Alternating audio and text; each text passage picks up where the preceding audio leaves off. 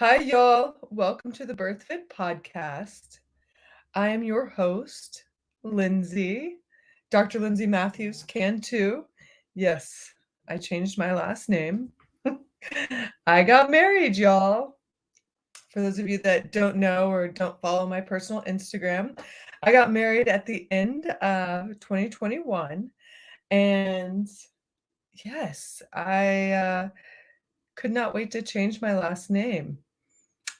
It's, if y'all want me to, I can go into a discussion on that later, but, yes, it was part of our original discussions when we first started dating, and, yeah, it's been I certainly have loved stepping into Mrs. Cantu, but, I did not love all the admin paperwork side of changing my name. I wish there was an easier journey.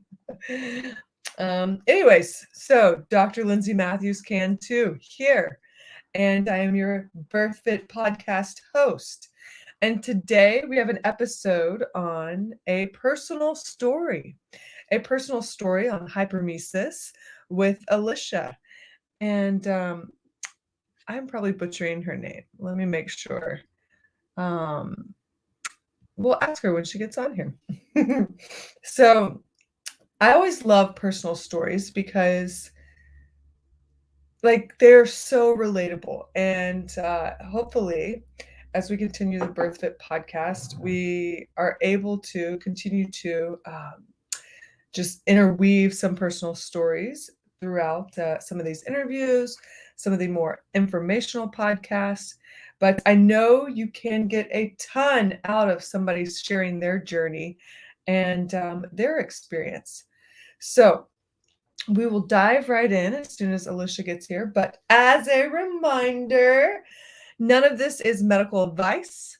Please do your own research to make your own informed, intuitively guided choices throughout life, throughout the motherhood transition, and throughout your different seasons and cycles of life.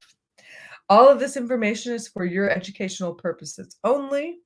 And I strongly encourage you to continue to make choices that are in alignment with your values and choices out of love and not fear. So, yeah, let's party on. All right, I am sending over the link to Miss Alisha. And yeah, for those of you that are new here, here we go. Boom.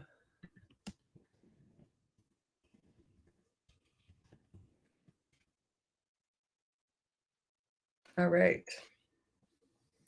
So for those of you that are new here, please, please, please step back and listen to a lot of the past episodes from this year and last year. There are some great episodes, stuff from like all over the map, including last week's episode, in which we touched on a ton of, dare I say the word, triggering. I hate even using that word now because everybody can be offended about something. But we touched on a whole lot of stuff last episode. And, you know, if you're triggered about something, I'd encourage you to go within yourself to explore that, why you were upset. One question I always ask myself is, what is my role in this? Or, what possibly could be the reason that the universe is doing this for me? Why does God do this for me? And it's really, really hard. It's very humbling, and yeah, just a very, very real experience to take something that you may be offended by and look at your role in the equation or the experience. I always know I learned something, and yeah, we're never going to stop learning as humans. And when we think we know it all, or we're comfortable with where we're at, I think God likes to throw us a little curveball to keep us on our toes, to make sure we actually learned the previous lesson, or we actually did get, out of it what we needed to get out of it. I don't know. Those are my 2 cents, but yeah, I'd encourage you to listen to the previous episode if you have not. There were topics on there that are very, very forefront forefront. Is that the right? I don't know if that's the right word. Just relevant. Relevant is probably the best word. And then the episode before the last one we did with Isabella and Whose Body Is It? That's her company's name. We did with Kit Maloney, and she's the founder of Katara, and it's all about yoni steaming. So if you're curious about that, please check out episode number 217. Episode 216, I'm giving you a rundown so you can circle back, to the episodes that you might want to listen to. BirthFit podcast, episode 216. I get into some Q&A questions that were submitted via our newsletter, all about preconception. And if you have not signed up for our BirthFit newsletter, please go do that. You get a free preconception jumpstart, kind of one-pager, if you will, sent directly to you when you sign up for our newsletter. Lots of good info there. And I share that preconception PDF with every woman that I do a consult with. So you might as well get the information. Episode number 215 of the BirthFit podcast is with Allie Miller. And Allie Miller is a registered dietitian with a naturopathic background. In this, she's the author, she's a podcaster, she's a mother. And this episode is all about ketosis and ketosis throughout the motherhood transition. We've gotten a ton of questions on ketosis and just kind of that style of dieting throughout the motherhood transition, whether it be preconception, pregnancy, postpartum. And I promise you that episode is full of knowledge bombs. So you don't want to miss that one either. Number 215 with Allie Miller. And then, gosh, there's just lots of good ones we've done this year. Episode 214 with Kristen Weitzel. This is a women's health biohacking episode, and we get into cold therapy, we get into breath work, we get into fitness and training alongside your menstrual cycle. So this is an episode that you don't want to miss either, because if you are not living in harmony with your menstrual cycle, if you're not training in harmony with your menstrual cycle, I guarantee you could be harnessing and using your energy more efficiently. So if you're not living in sync with your cycle, I guarantee you're not capitalizing or optimizing your life and your energy. So those are a few of the past episodes we've done. And I'll mention this one. Oh, I totally got off on numbering. Number 215 with Rob Wolf. There's two number 214s. Maybe I'll edit that one day. But Rob Wolf, he needs no explanation, but check out episode 215 and you won't be sorry. So let's get started. Hello. Hi. Alisha, correct. Alisha. But yeah. Alisha, I knew I was going to mess that up. That's okay. I was just saying, I'm sure I'm butchering her name. No, it's okay. It can be said different ways, I think. So thank you for having me. Absolutely. I was just sharing a few of the past episodes for people to check out. But also, getting into why sharing stories is so important, and why we have guests on that actually share their stories. And I know it can be relatable to somebody, probably a lot of people. And I'm excited for you to share your story and your journey here with the BirthFit audience. Thank you. Yeah. I think yeah, that's the thing about my experience is that it was hard to find other people that had gone through the same thing.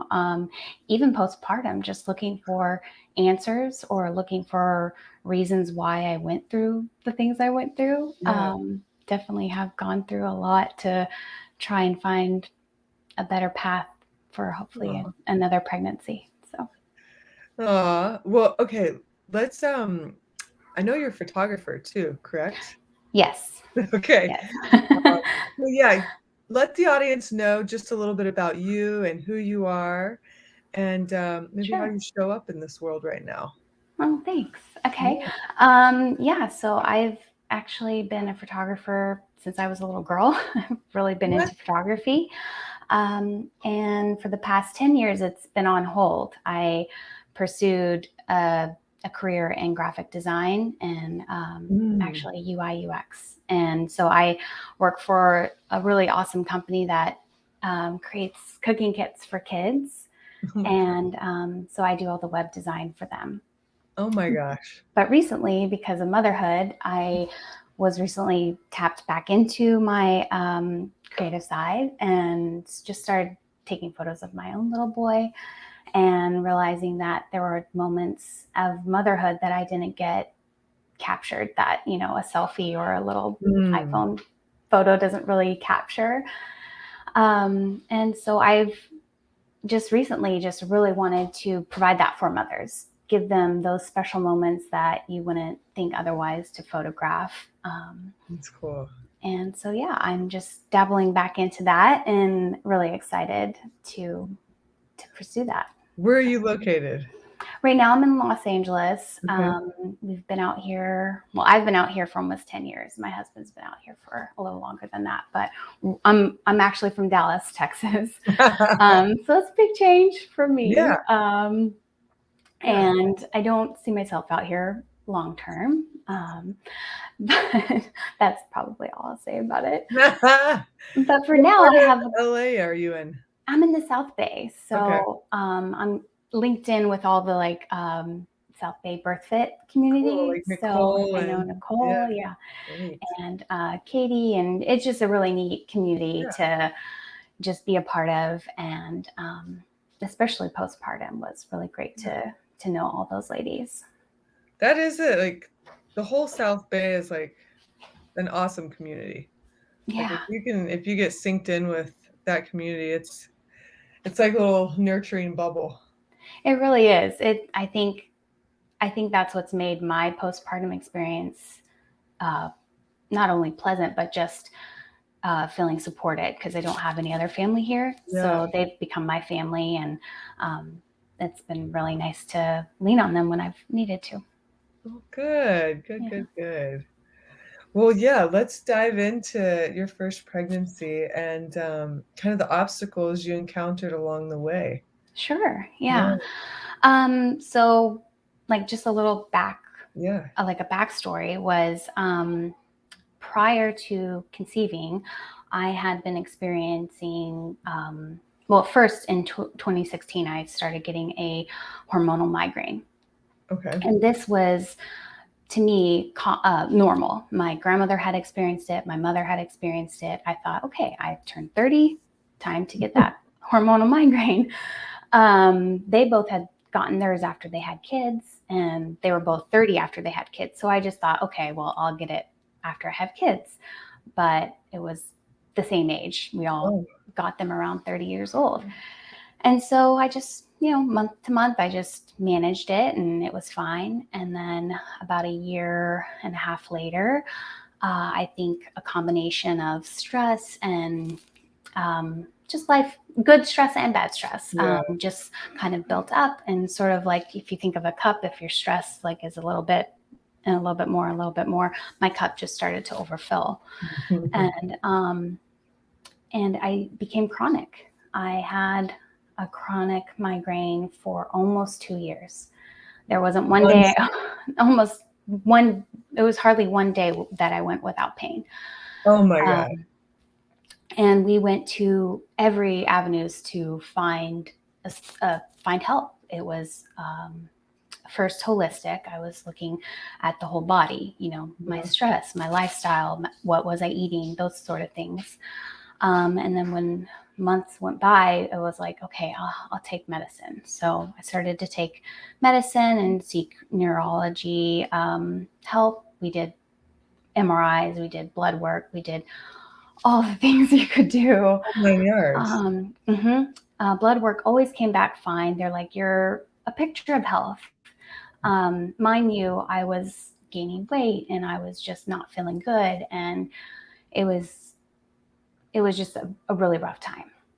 So I say all that because I think that 2-year really set my pregnancy kind of up for the experiences I had. And why I say that is now, knowing the past year that I've done this research about why did I experience hypermesis, which is basically nausea, sometimes throwing up all day throughout your whole pregnancy. And that started at 6 weeks. I was 6 weeks pregnant, just debilitating nausea. And so let's see, try not to go back and forth. It's okay. But yes, let's see. So I had that 2-year and I was on all sorts of different medication.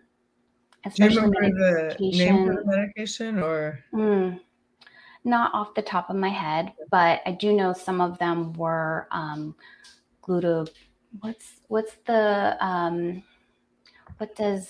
what gets depleted when you take aspirin? It's like glutathione. Yeah. So I was on medication that definitely depleted that. And that is significantly linked with cholestasis. However, I didn't get cholestasis until I was about 31, 32 weeks pregnant. But yeah, everything I've researched since is the hypermesis can be caused by your nutrition. If you don't have enough nutrition, if you're depleted, if your body's not being supported, there's no way for you to feel good when you're making a human. Because they're like sucking all the nutrients and minerals and everything from you. Yeah. And I think, is it 10% of your minerals are depleted while you're pregnant? Anyway, so if you're already negative, you're just getting more and more negative, depleted.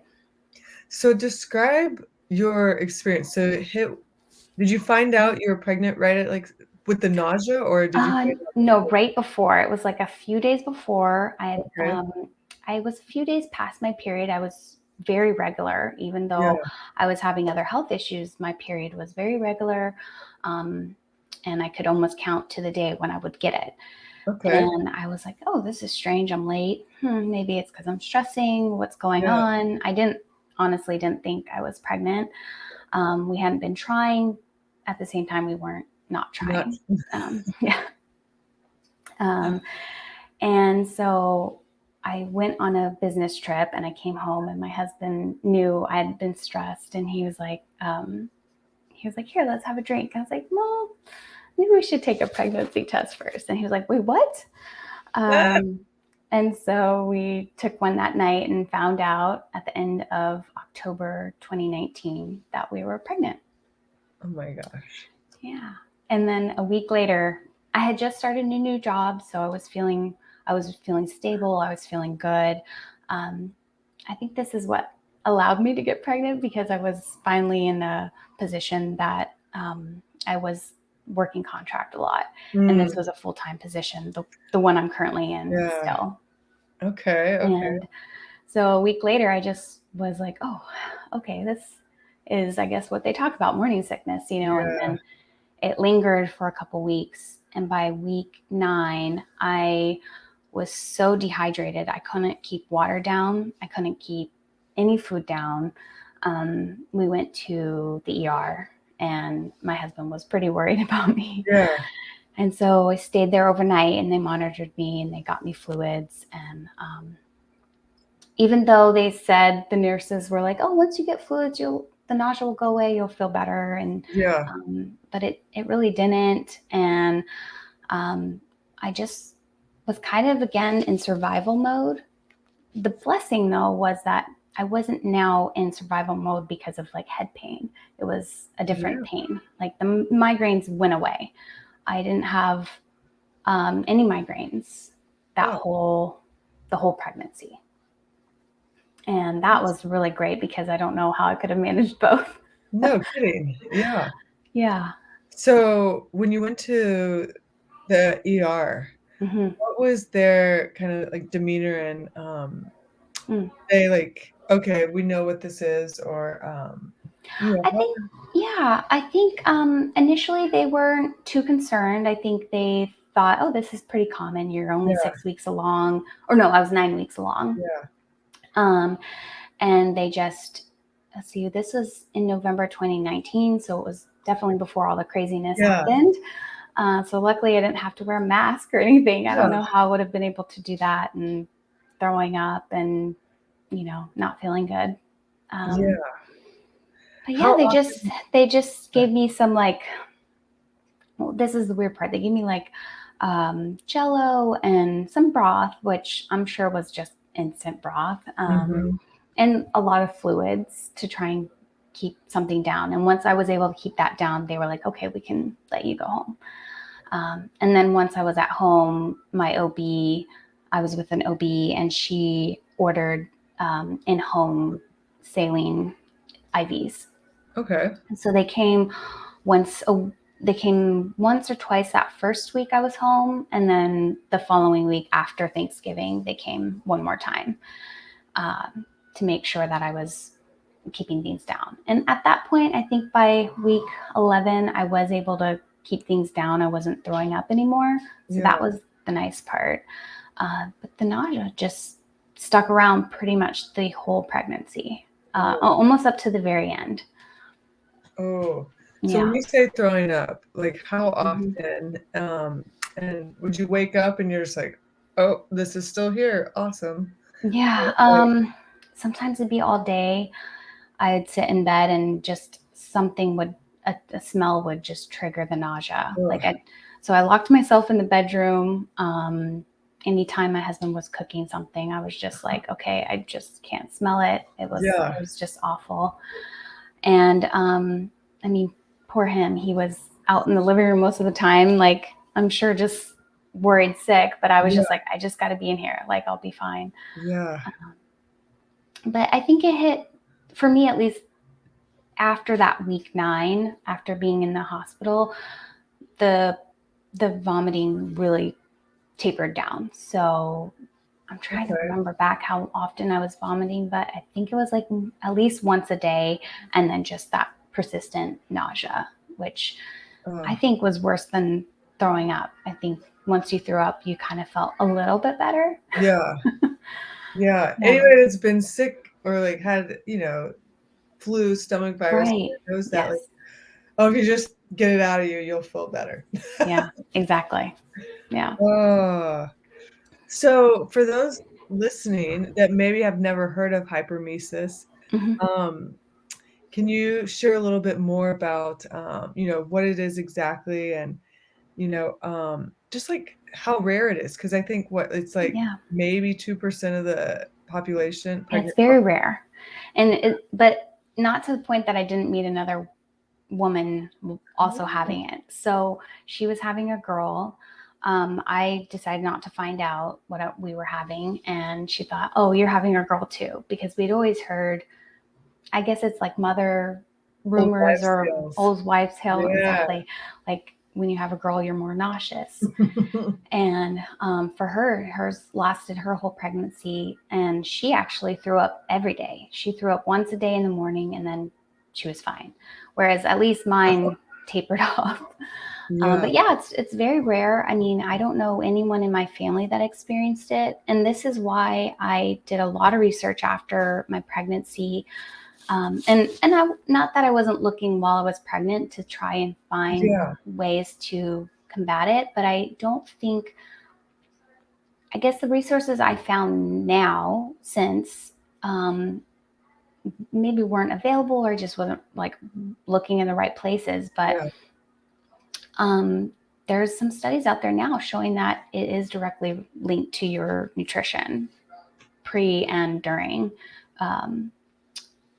conceiving. So for me, like 2 years of not eating well, or as well as I probably could have, and then being on the medication I was on for chronic migraine, I think was just a combination for like this is like sort of a recipe for this outcome. Okay. Yeah. And knowing that now that you need to support your liver, you need to support your gallbladder for your pregnancy, because it takes a lot of it's taxed a lot through pregnancy, I think also plays a part. So but yeah, I think it's very rare, but my one friend likes to say, oh, you have the Kate Middleton disease. I guess she had it with all of her kids. Yeah.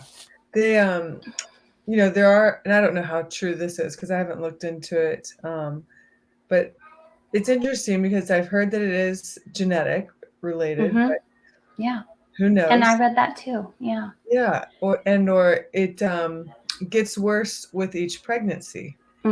Yeah. But if you think, like, if you look back and think now, and you might have dove into some research on this, like, usually, like we talked about, each pregnancy depletes you, so it makes sense that it would get a little bit worse with each pregnancy. Well, and who knows how long, like, when you look at those cases, like, how closely did they have their next one? Was it, right away? Was it, did you give yourself a couple years? Were you breastfeeding the whole time? Yeah.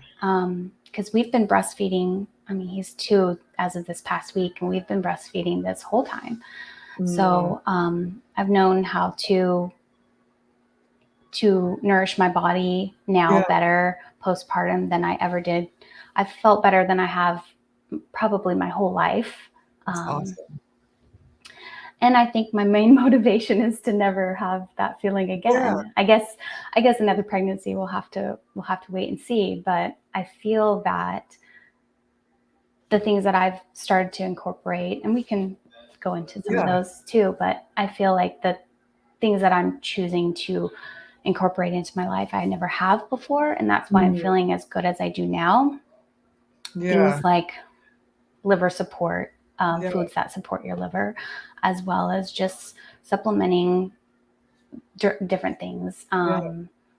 They say that for hypermesis, if anyone is out there and experiencing it right now, I think the things that I would do if I was if you're like to go back. You're in it right now. Yeah, if you're in it right now, I think the things that I've seen, it's called the Brewers Diet. They go through, and they have a whole list on their website. So it's a free resource, but they go through the amount of protein and dairy that you need to include into your diet. They suggest dandelion root as a tea. And then they also say milk thistle.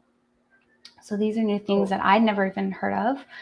And I've actually started incorporating especially milk thistle and dandelion root into my diet now, because if you can start supporting your body with these supplements prior to conceiving, that might also help.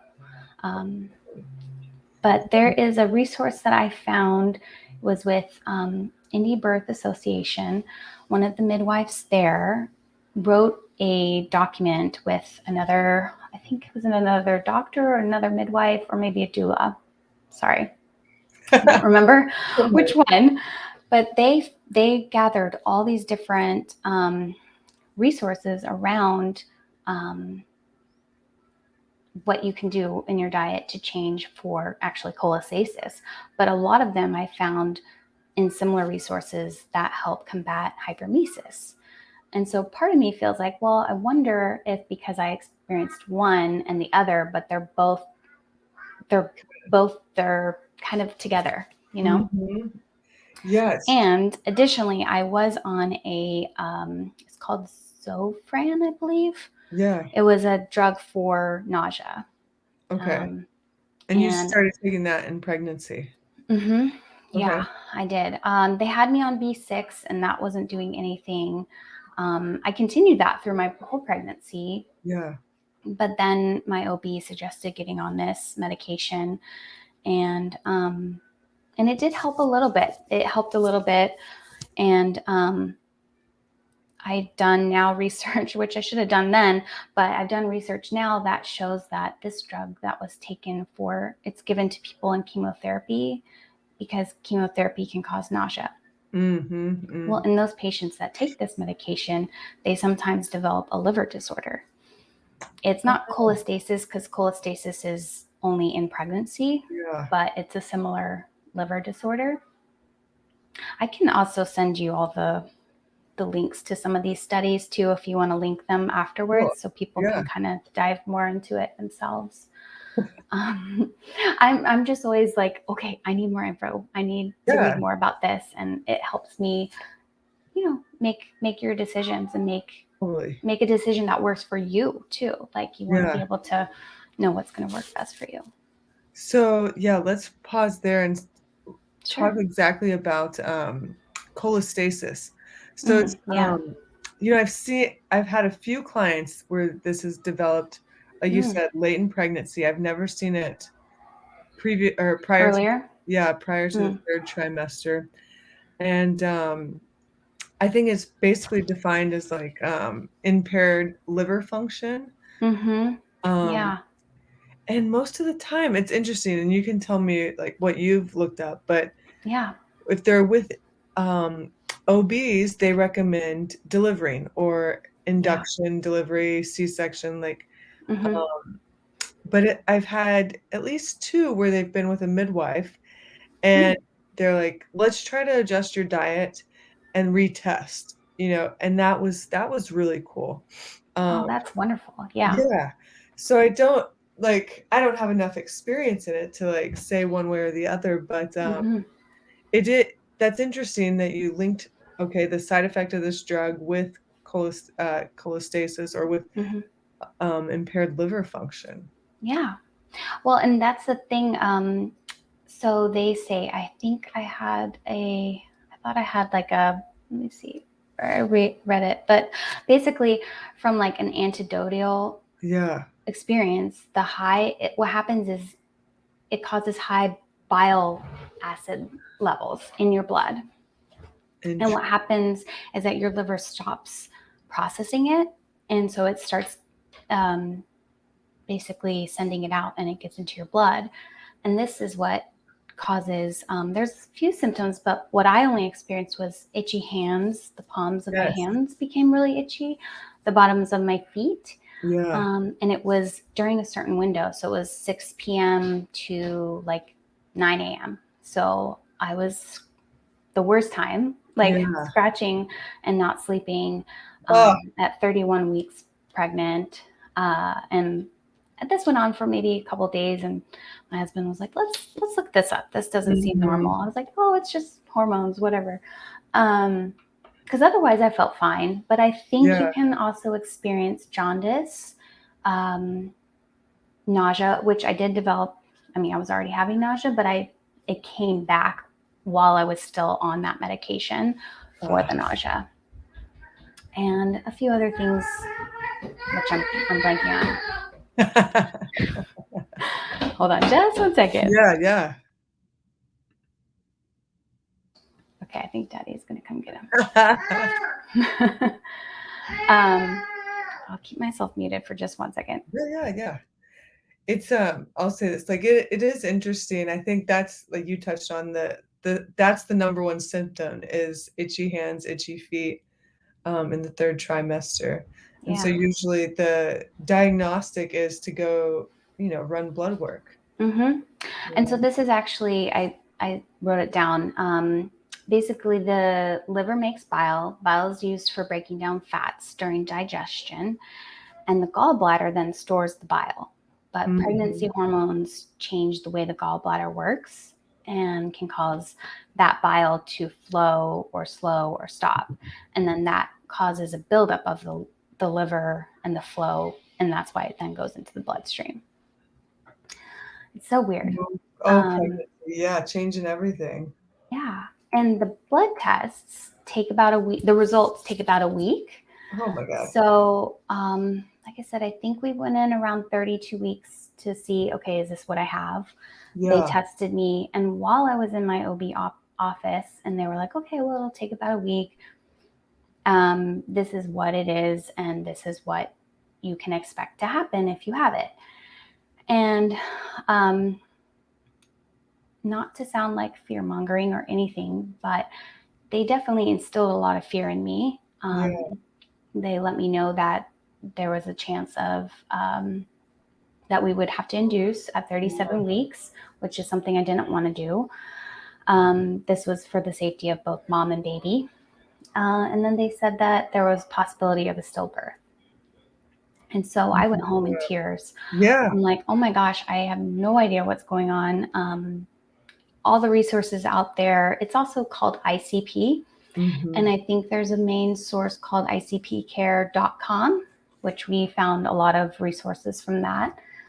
And a lot of the stories are scary. I wanted to see stories of people being able to change their diet and working through it, or being able to say, oh, yep, I had a healthy baby, wasn't a problem. But you don't see that on there, or at least what I found at the time. Yeah. I have since seen a lot of positive stories, but this was part of why I really wanted to talk with you, because I feel like there are two ways that you can approach it. Yes, you can. There is a concern there. You want to be watching your levels. If they get too high, that can be dangerous to you and your baby. And then there's the other side, like you mentioned, midwives approach it totally different than OBs. OBs were like, okay, here's another medication and let's check your blood in 2 more weeks and see where you're at. And the midwives I've spoken to now, they've all said, oh yeah, I would have you, increase your protein, increase your drink milk, have more cheese. They support your liver, and things like red beets support your liver. Just having a Brazilian nut can actually support your liver. So just little things that your OB, or at least my OB, didn't mention any of that. Yeah. It's interesting. And I often try to take, when there's things happening in with a client, or, inside labor, the whole pregnancy experience, I look at okay, if this is a true emergency, wouldn't they be acting a little different? Or, to have something that they say, could result in death, but we're going to get your blood test back in a week. I know, what? Wouldn't that blood test be faster? Yes, that's why not tell me tomorrow? I'm gonna wait in agony for 24 hours. I know. It was the worst week ever. We went and got all the things that we didn't think we'd need, like I'm sure, preemie diapers, and we let our family know, hey, this is where we're at. We don't know what's going on, and it was a scary time. And that between 28 and I think 32 weeks is, I've heard that that's the time when you really need to manage your stress, the incoming stress that comes to you, because it can really affect you, your hormones, and your baby. And I was in that prime spot. It was just very, very fearful, very scary. And why wouldn't you be? Because they've just told you this, here's the worst outcome that could happen. Yeah. And because of that, I listened to everything they told me to do. So we started doing 2 weekly stress tests. So that's when you go in and they monitor the baby. They put the straps on your belly to monitor their heart rate and see their movement.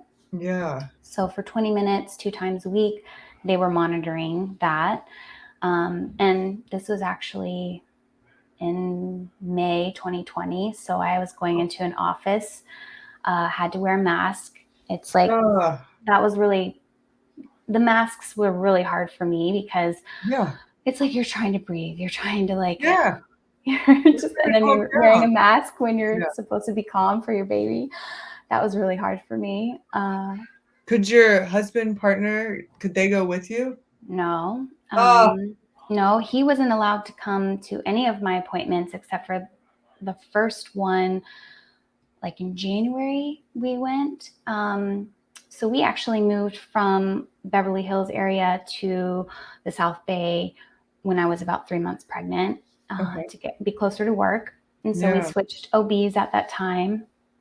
And based on some referrals from Nicole with BIRTHFIT, we went with a doctor here in Torrance, and she was wonderful. She was great. And but yeah, after that first visit, he wasn't allowed to come in because of COVID and the restrictions they had. So I was going to all my appointments alone.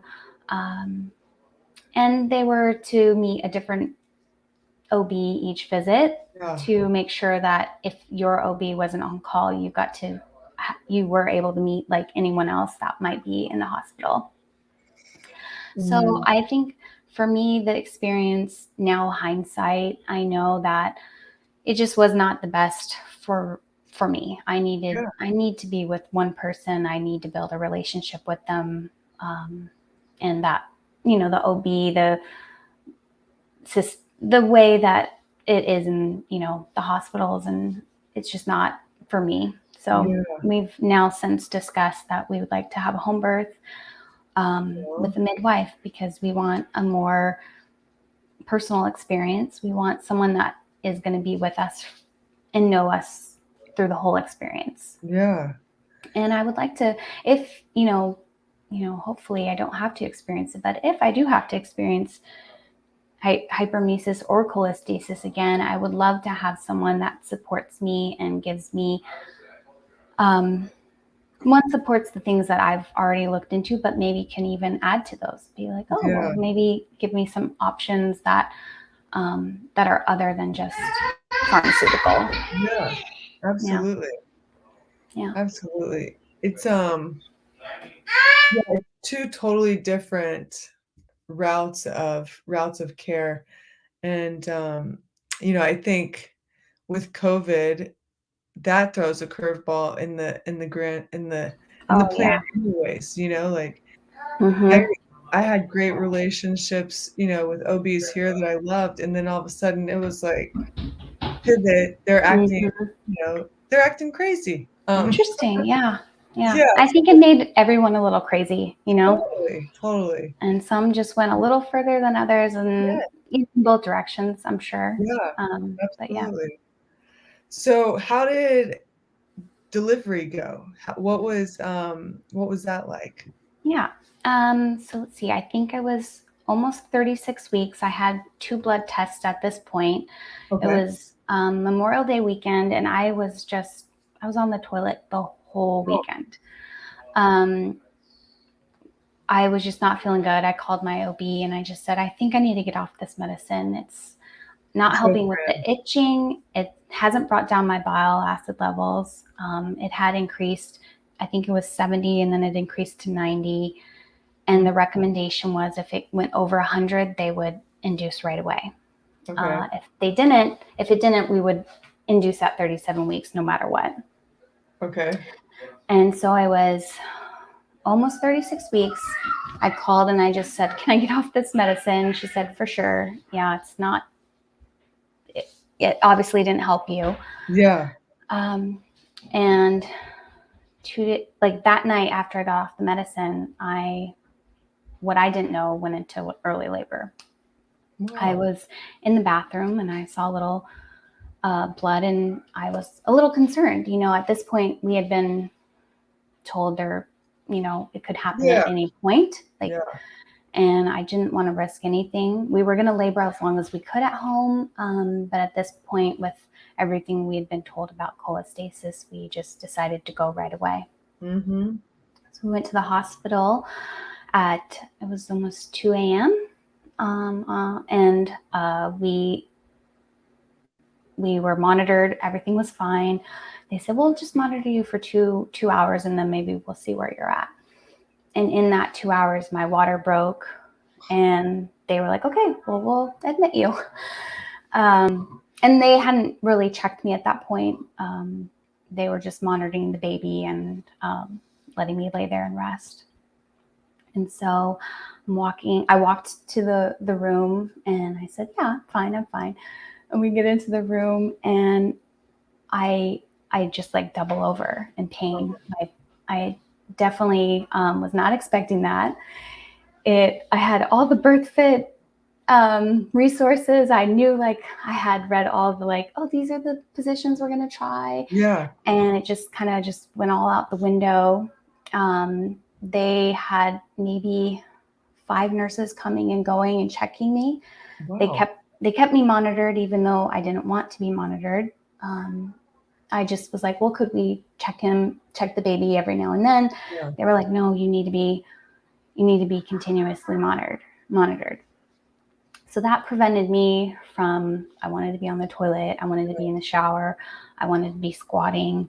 And they just kept putting me back into the bed and saying, just be here. You need to rest.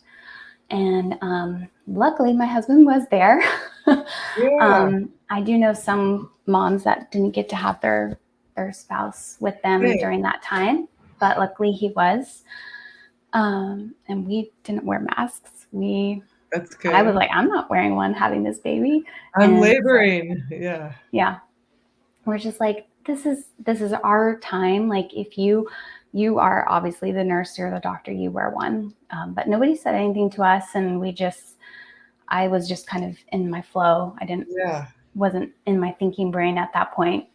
And it happened fast. He came on his own. It was 30, I think I was 36 in 5 days, or maybe 35 in 6 days.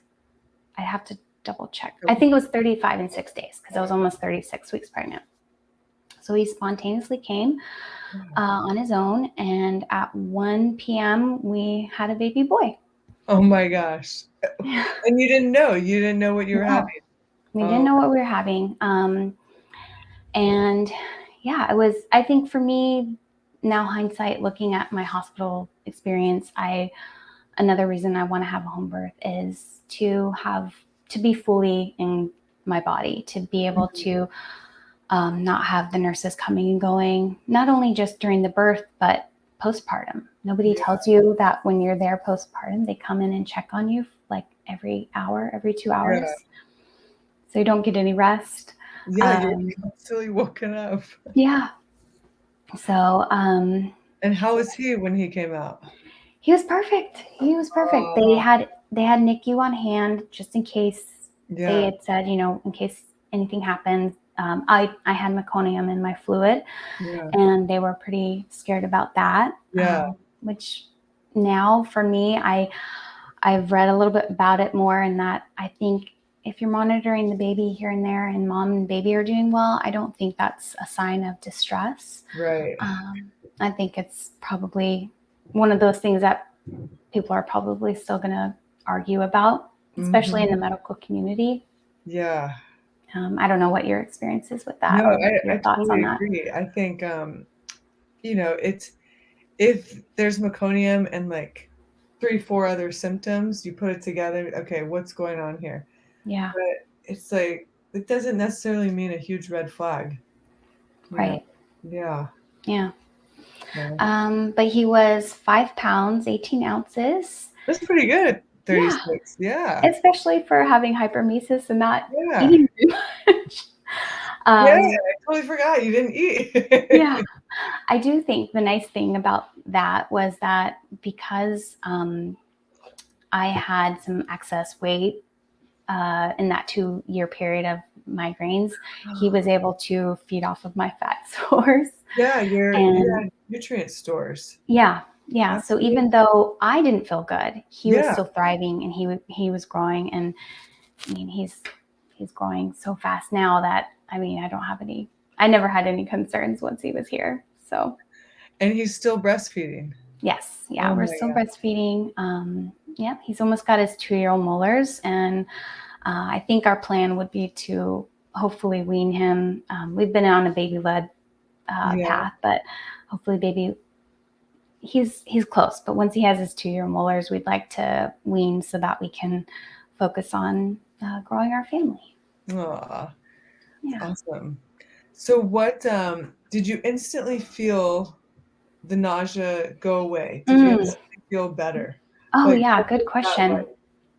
I think the minute my water broke, if I was nauseous, I didn't know. If I was itching, I didn't know. I think it went away immediately after that had happened. Yeah. And because they do say that after you have the baby, your itching should go away within a couple Yeah. hours to a couple days. And I mean, mine was definitely gone within, Wow. definitely during the labor. Oh my Yeah. gosh. Mm, Yeah. what a journey. So Yeah. what do you think, or Hmm. yeah, what are the biggest changes you've made, nutrition, diet, lifestyle wise Mhm. from prior to preconception to now? Yeah. I think the first thing, before I kind of dove into what I needed to change, the first thing was I was hungry. I Mm, never had an appetite before, but I was so hungry. I couldn't eat anything and just feel satiated. okay. That first month postpartum I was just eating everything in sight. Um, I was very, I guess, low carb minded before. And I then was like just eating anything and everything, all the Yeah. carbs. Yeah. And not just like bread or anything, but just like eating a lot more fruit and a lot Yeah. more balance. So cheese with fruit and that sort of thing, and making sure I had balanced protein. I wasn't eating any beef before. It always messed up my stomach. And so postpartum, I just was craving steaks. I was craving burgers. That's all I wanted. And that's what my husband made me. Awesome. So we've pretty much kept that up. My calories, I think, have balanced out a little bit. They're not as high as they were that early postpartum. Probably that first year, I was eating a lot more than I've ever had. Yeah. And then maybe about September of last year, I found, I don't even want to call it this, but it's the pro-metabolic Yeah. community. Yeah. And it's been the way I used to eat as a kid. It was the way Yeah. I ate in high school. And just coming back to that feels like home. And I think it's been the biggest way to support my body nutritionally. I've just felt I don't have any cravings. I used to have sugar cravings. I don't have those anymore. I used to just kind of want to binge eat the things that I couldn't have. And Yeah. I don't do those things, which is nice. And then supplementally, I've been doing cod liver oil, Yeah. um, liver capsules, and then the things that I mentioned earlier for hypermesis. So that's like milk thistle and herbal teas, and just really diving into the pro-metabolic way of eating has really been the biggest change for me. Mm. How would you describe the pro-metabolic diet for somebody that maybe Mm. heard of Mhm. it? I think it's going back to what our ancestors Mm. did, and how we were supposed to be eating. My grandmother was a nutritionist for geriatrics in a hospital, and she always told me everything in moderation. You can have everything in moderation. And Aw. I don't say everything because I've cut back a lot on my processed food intake. Yeah. I've really become aware of PUFAs, which I wasn't aware of before. Yes. Yeah. Um, and and that, I think, I was born in the 80s, so Yeah. we kind of grew up on fortified, rich Yes. foods, iron-rich foods, and so making sure those aren't in my diet, as well as not in our family diet. Mm. Yeah.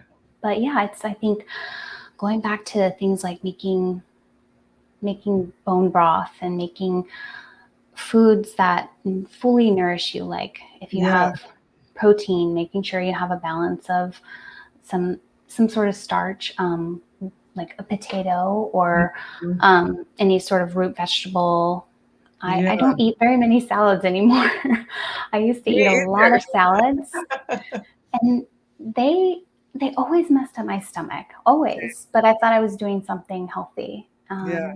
And now I'll have one every now and then because it sounds refreshing, Yeah. but it's not a staple diet Yeah. or a staple meal in everyday diet. Yeah. Awesome.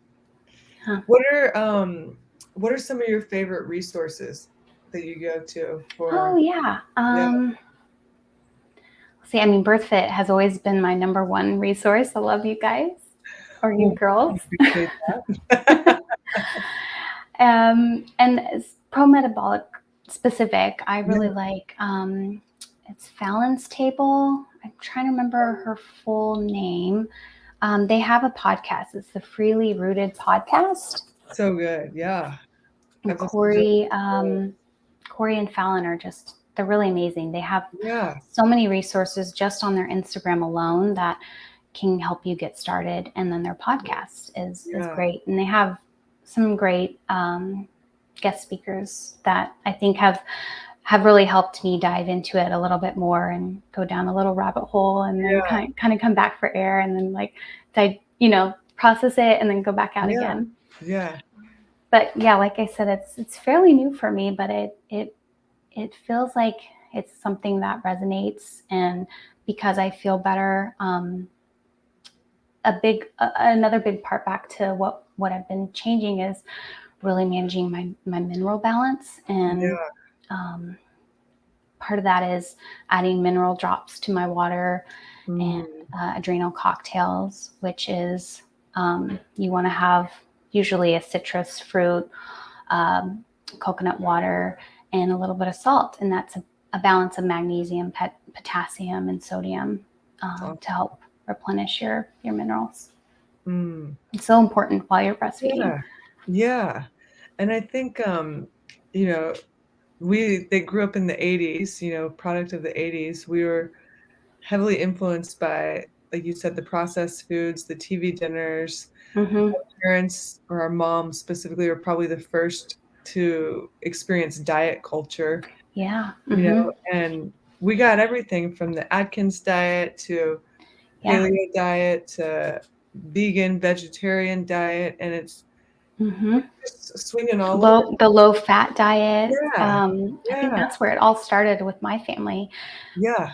And my parents have been chronically obese their whole lives, and they yo-yo all the time. Yeah.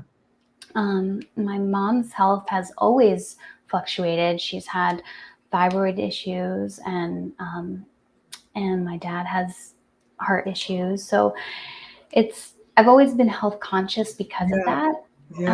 But I think when you're looking out there, it's so overly saturated with information that it's hard to know what's right and I mean, there's a study for everything. Like I'll even share something with my husband and he'll show me the exact opposite. Yeah. So absolutely. I think Weston Price is a really great resource especially for studies, to show you kind of what's out there and what you can. I mean, he's a great resource. Just seeing his work with, if you're familiar with him. Yeah, I like. I forget. Somebody asked somewhere in one of the BirthFit chat sections, like, what's BirthFit's take on nutrition and raw milk? And I was like, here we go. And I just like, what answer are you looking for? Yeah, and I just simply responded like, we align a lot with the Weston A. Price Foundation, what they put out, and Lily Nichols and some others, but that's where I would leave it. And then if we get into it, let's talk about it. Yeah, exactly. I think if someone can dive into it and get the information for themselves first, and make sure that they're getting it from an unbiased source, that you're seeing both sides, I think helps. Whereas like if they just ask you flat out for your opinion, they've already made an assumption of who you are as a person, no matter if it's you or me or anyone. They're likely just already have an opinion formed. So what you say might might paint that opinion as well, Yeah. you know? Yeah. It like, that's so important, like nutrition or anything and any choice in Mhm. motherhood, like you said, is to hopefully come to your own opinion first and then, do Yeah, the work, do the research to get there. absolutely. And I Yeah. think that's what you've done. And, I think whether you enjoyed your journey or not, it definitely, I think, was a beautiful, messy learning experience. Oh, yeah. And I look back now and I wouldn't change it because I feel Oh, like where I've come since then, yeah. one, I've, you know, whether it was the pregnancy and adjusting my hormones, I didn't have to go back to migraines, which is, the So no one. migraines since then. I've had a few, Okay. but I've been able to incorporate more folate, not folic acid, folate. Yeah, yeah. And that's really helped. And I think just going through it all really helped me go down this path to see what I could change, because I had a basically I was like, oh, I don't have migraines and I experienced these two very rare things in pregnancy, Yeah. but why did I experience them? So yeah, to your point, I think it was hard, but well, I appreciate the experience because of where I've come, where Aw, I'm at now from that. aw. So, if somebody's like we hit on earlier, if somebody's just pregnant or going through this journey Hmm. and the nausea's not fading, the throwing up's not fading, any tips that you want to leave them with, or like go to this resource or do this, or where Yeah. should they start? I think if you're in the thick of it, it's hard. You're sort of in Yeah, survival mode.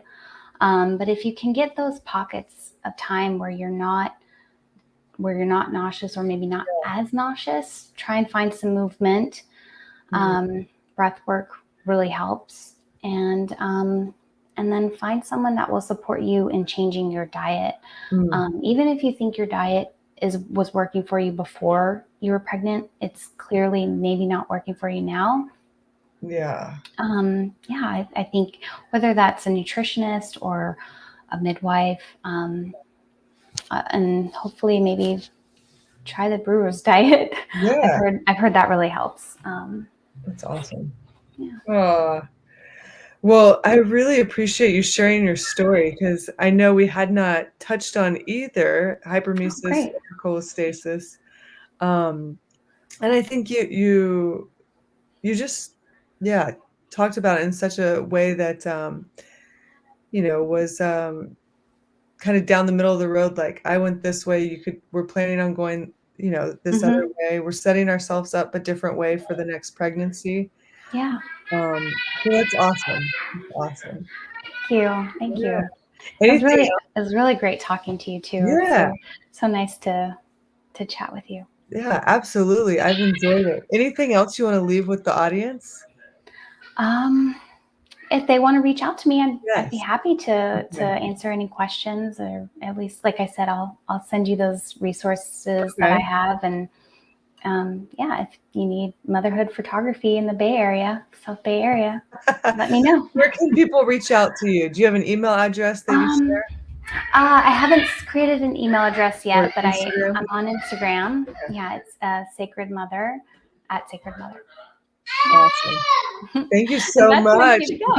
Time's Yeah. up. Thank you so much. You're so welcome. Thank Okay. you. Okay. Alright, have a great Bye. weekend. Bye.